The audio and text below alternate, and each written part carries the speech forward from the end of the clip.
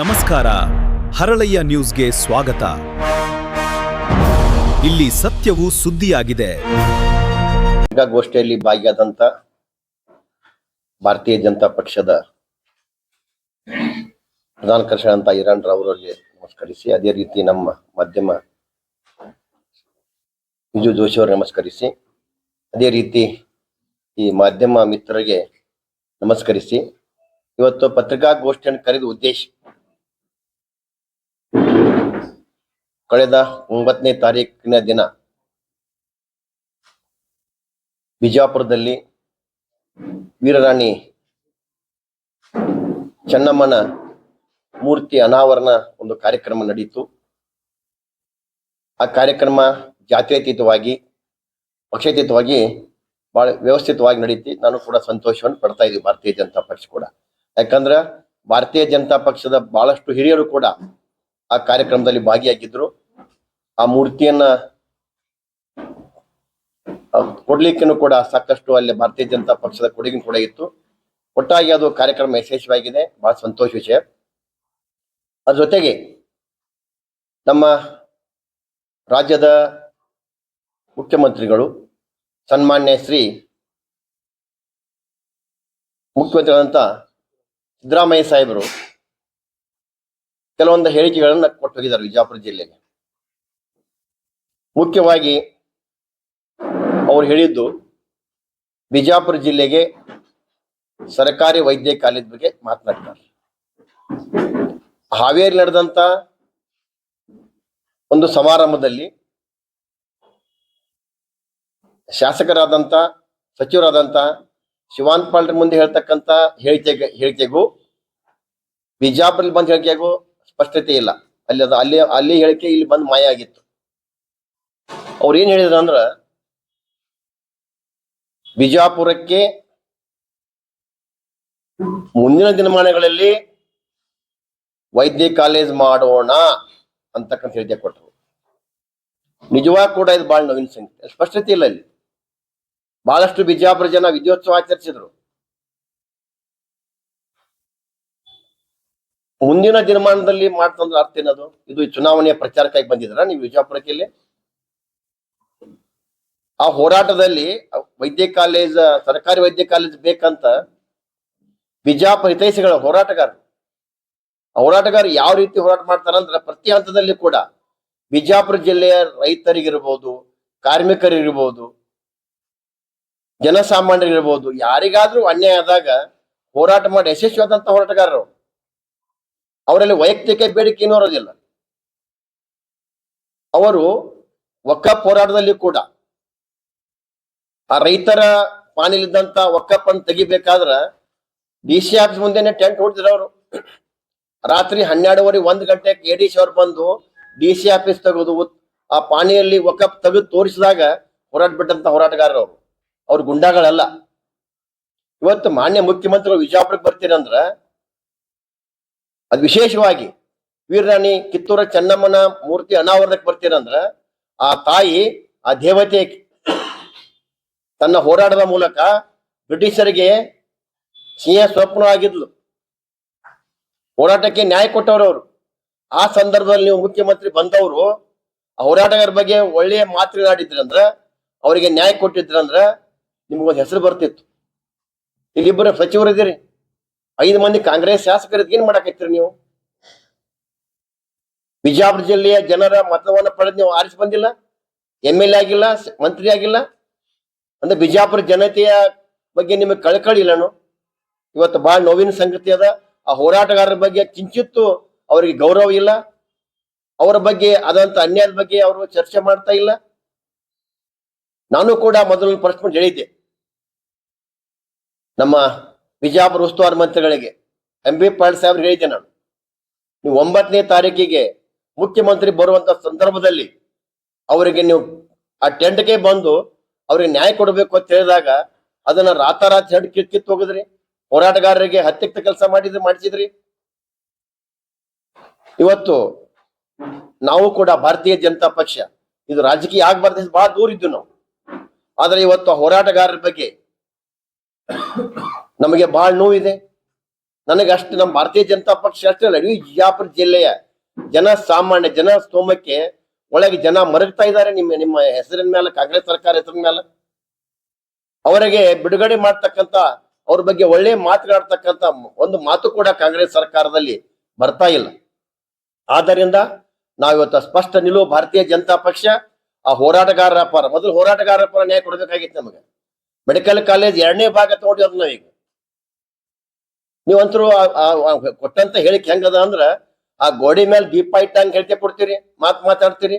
ಇವತ್ತು ಹೋರಾಟಗಾರರಿಗೆ ಸರಿಯಾಗಿ ನ್ಯಾಯ ಕೊಡದೇ ಹೋದ್ರೆ ಅವರಿಗೆ ಅವರ ಹೋರಾಟ ಹತ್ತಿಕ್ ತಕ್ಕ ಪ್ರಯತ್ನ ಇದೇ ರೀತಿ ಮುಂದುವರಿಸಿದ್ರೆ ಇವತ್ತು ನಾವು ನಮ್ಮ ಭಾರತೀಯ ಜನತಾ ಪಕ್ಷ ಬೂತ್ ಮಟ್ಟದಿಂದ ಪ್ರತಿ ಮತಕ್ಷೇತ್ರದಲ್ಲಿ ಬೂತ್ ಮಟ್ಟದ ಹೋರಾಟಗಾರ, ನಮ್ಮ ಬೂತ್ ಮಟ್ಟದ ಭಾರತೀಯ ಜನತಾ ಪಕ್ಷದ ಕಾರ್ಯಕರ್ತರಿಂದ ನಾವು ಹೋರಾಟ ಹಮ್ಮಿಕೊಳ್ತಕ್ಕಂತ ಒಂದು ಎಚ್ಚರಿಕೆಯನ್ನು ಕೂಡ ಈ ಸರ್ಕಾರಕ್ಕೆ ಮತ್ತು ಸಚಿವರಿಗೆ ಮತ್ತು ಕಾಂಗ್ರೆಸ್ ಶಾಸಕರನ್ನ ಕೊಡಕ್ಕೆ ಇಚ್ಛೆ ಪಡ್ತೀನಿ. ಇವತ್ತು ಕಾನೂನಾತ್ಮಕವಾಗಿ ಇವತ್ತು ಅವರಿಗೆ ಪಕ್ಷಾತೀತವಾಗಿ ಇವತ್ತು ವಿಜಯಪುರ ಜಿಲ್ಲೆ ಜನ ಬಹಳಷ್ಟು ಸಂಘಟನೆಗಳು ಅವರಿಗೆ ಸಹಾಯ ಮಾಡಿದ್ದು. ಇವತ್ತು ಬಾರ್ ಅಸೋಸಿಯೇಷನ್ ಕೂಡ ಸಹಾಯ ಮಾಡಿತ್ತು. ಇವತ್ತು ಬಾರ್ ಅಸೋಸಿಯೇಷನ್ ಅಧ್ಯಕ್ಷರು ಡಿಜಿ ಬಿರಾದ್ ವಕೀಲರು ಕೂಡ ಅವರು ಭಾರತೀಯ ಜನತಾ ಪಕ್ಷದ ರೈತ ಮೋರ್ಚಾದ ಒಬ್ಬರ ಕಾರ್ಯದರ್ಶಿ ಆಗಿದ್ರಿಂದ ಕಾನೂನಾತ್ಮಕವಾಗಿ ಹೋರಾಟ ಮಾಡಬೇಕು ಅಂತಕ್ಕಂಥ ಅವರಿಗೆ ಕೂಡ ನಾವು ಮನವಿ ಮಾಡಿದೀವಿ. ಅವರು ಕಾನೂನಾತ್ಮಕವಾಗಿ ಹೋರಾಟಗಾರರನ್ನ ಯಾವ ರೀತಿ ಅವರನ್ನ ಹೊರಗೆ ತರಬೇಕು, ಅವರನ್ನ ಮತ್ತೆ ಮುಂದಿನ ಬಿಜಾಪುರ ಜಿಲ್ಲೆಯ ಸಮಸ್ಯೆಗಳಿಗೆ ಹೋರಾಟಕ್ಕೆ ಶಕ್ತಿ ತುಂಬಬೇಕಂತ ಕೆಲಸ ನ್ಯಾಯಯುತವಾಗಿ ಭಾರತ ಮಾಡ್ತಾ ಇದ್ದಾರೆ. ನಾವು ಕೂಡ ಭಾರತೀಯ ಜನತಾ ಪಕ್ಷ ಅದು ಹೋರಾಟಕ್ಕೆ ನಿಲ್ತಕ್ಕಂತ ಒಂದು ಸಂದರ್ಭ ಇದೆ. ಒಟ್ಟಾರೆ ಕಾಂಗ್ರೆಸ್ ಸರ್ಕಾರ ಇವತ್ತು ಏನ್ ಹೇಳ್ತದ ಗೊತ್ತಾಗ್ತಾ ಇಲ್ಲ.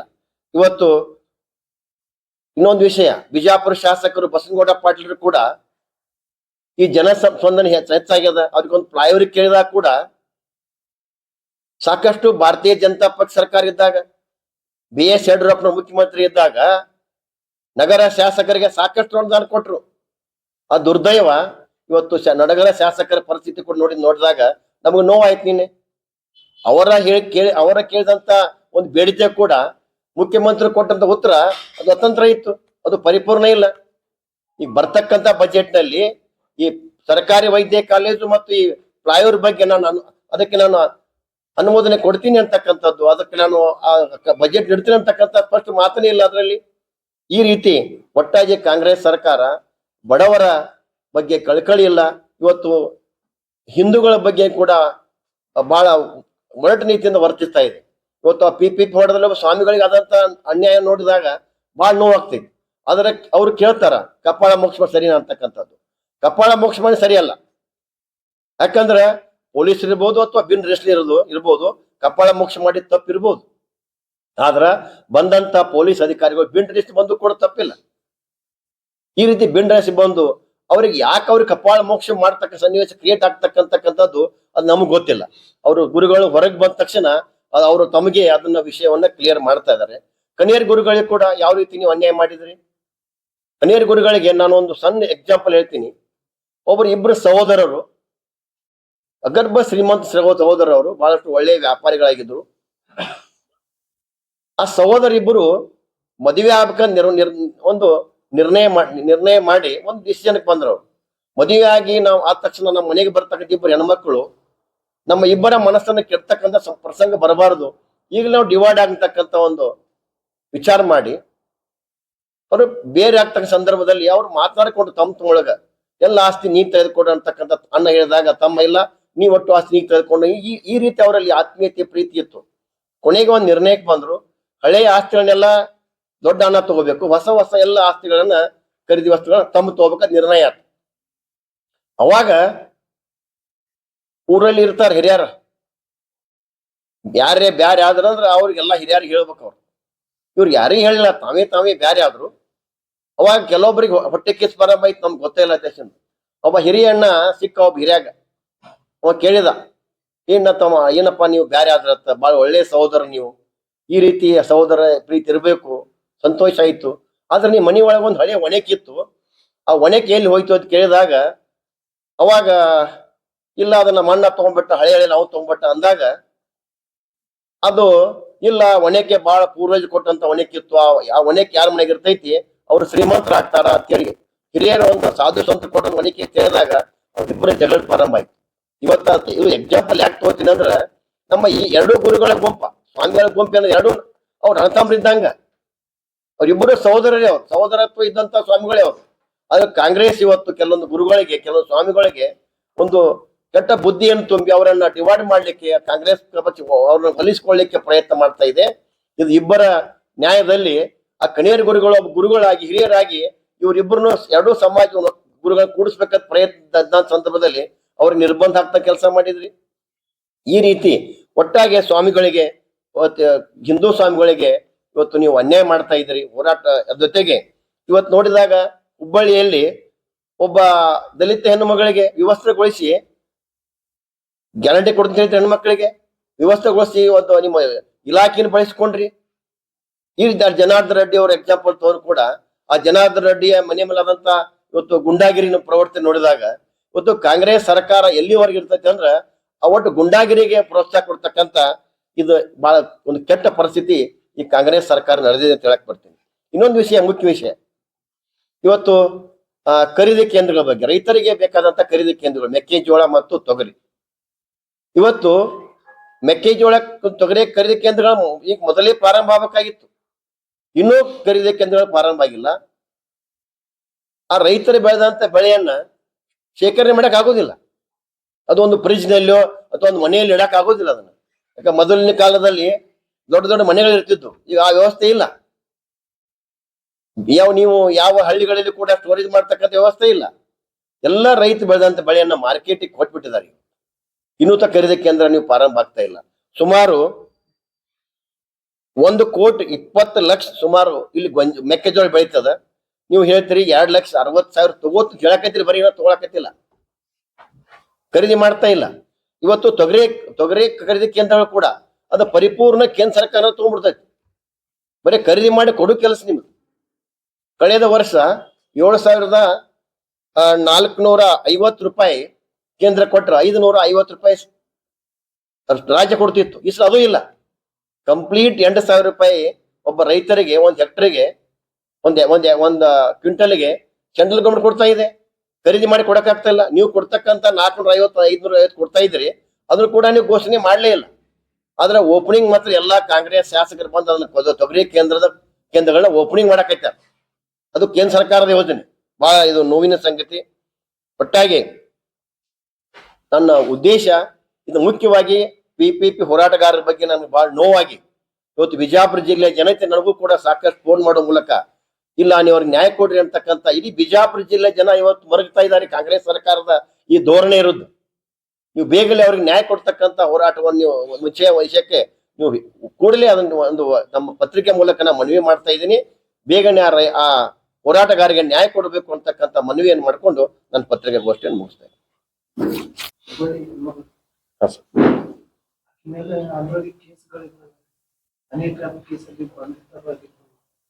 ಸರ್, ಹನಿ ಟ್ರ್ಯಾಪ್ ಕೇಸ್ ನಲ್ಲಿ ಇದ್ರೆ ಕೇಸ್ ಇರ್ಲಿ ಇಲ್ಲ ನೋಡ್ರಿ. ಅದ್ರ ನಾನ್ ಹೇಳೋದು ಹೆಣ್ಮಗಳ ವ್ಯವಸ್ಥೆಗೊಳಿಸೋದನ್ರಿ, ಅದಕ್ಕೆ ಬೇರೆ ರೂಪ ಇರೋದಿಲ್ಲ.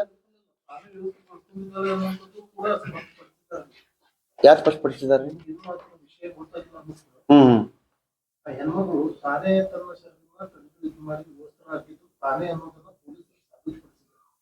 ಸಾಬೀತುಪಡಿಸಿದ್ರ ಅದಕ್ಕೆ ನಾನು ನೋವು ವ್ಯಕ್ತಪಡಿಸ್ತೀನಿ. ಆಮೇಲೆ ಹೆಣ್ಮಗಳ ಹಿನ್ನೆಲೆ ಕೂಡ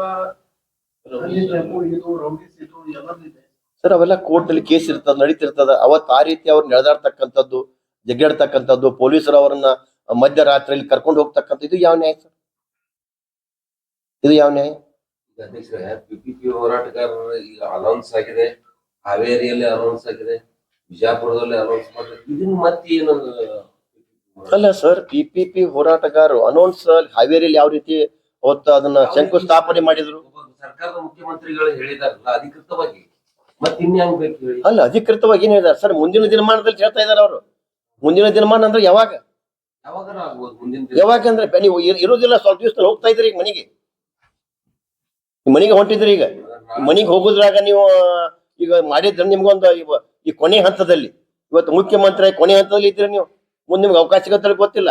ಇಂಥ ಅವಕಾಶದಲ್ಲಿ ಬಿಜಾಪುರ ಜನತೆಗೆ ನೀವು ಈ ಮಟ್ಟಕ್ಕೆ ಬರಬೇಕಾದ್ರೆ ಮುಖ್ಯಮಂತ್ರಿಗಳು ಇವತ್ತು ರಾಜ್ಯದ ಮುಖ್ಯಮಂತ್ರಿ ಆಗ್ಬೇಕಾರ ಬಿಜಾಪುರ ಜಿಲ್ಲೆ ಜನತೆ ಅವ್ರಿಗೆ ಹೊಡಿಕೆ ಕೊಟ್ಟಿದ್ದಾರೆ.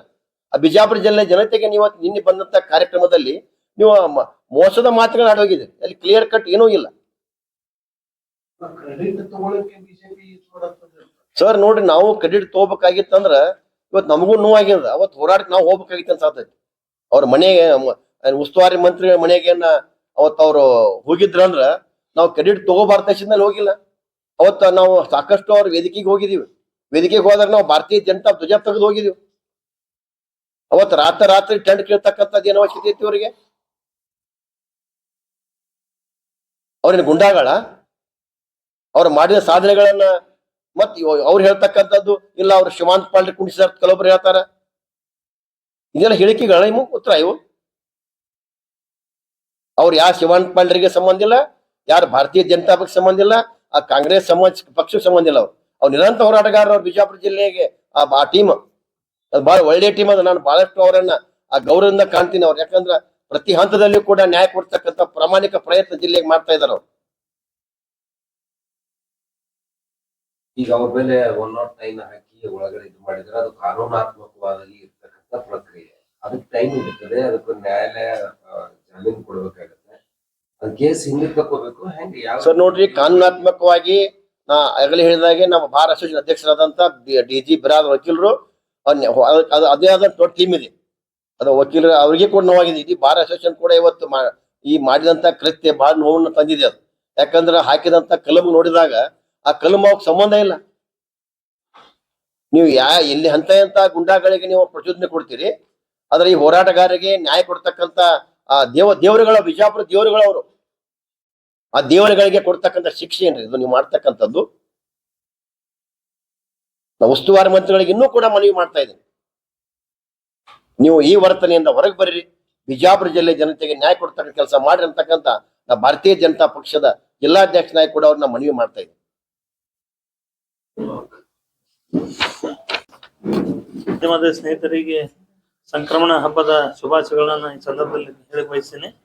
ಈ ಒಂದು ಭಾರತೀಯ ಜನತಾ ಪಾರ್ಟಿಯ ಈ ಒಂದು ಪತ್ರಿಕಾಗೋಷ್ಠಿ ಆಗಮಿಸಿದ ಎಲ್ಲಾ ಮಾಧ್ಯಮದ ಸ್ನೇಹಿತರನ್ನ ನಾನು ಸ್ವಾಗತ ಕೊಡ್ತೇನೆ. ಈ ಪತ್ರಿಕಾಗೋಷ್ಠಿಯಲ್ಲಿ ಭಾರತೀಯ ಜನತಾ ಪಾರ್ಟಿಯ ಜಿಲ್ಲಾಧ್ಯಕ್ಷರಾದ ಗುರುಲಿಂಗಪ್ಪ ಅಂಗಡಿ ಅವ್ರನ್ನ ನಾನು ಸ್ವಾಗತ ಕೊಡ್ತೇನೆ. ಅದೇ ರೀತಿ ಭಾರತೀಯ ಜನತಾ ಪಾರ್ಟಿಯ ಜಿಲ್ಲೆಯ ಪ್ರಧಾನ ಕಾರ್ಯದರ್ಶಿಗಳಾದ ಕಿರಣ ರಾವ್ ಅವರನ್ನು ನಾನು ಈ ಪತ್ರಿಕಾಗೋಷ್ಠಿಗೆ ಸ್ವಾಗತ ಕೊಡ್ತೇನೆ. ಈ ಪತ್ರಿಕಾಗೋಷ್ಠಿಯನ್ನ ಜಿಲ್ಲಾಧ್ಯಕ್ಷರು ನಡೆಸಿಕೊಡ್ಬೇಕಂತ ಕೇಳ್ಕೊಳ್ತೇನೆ.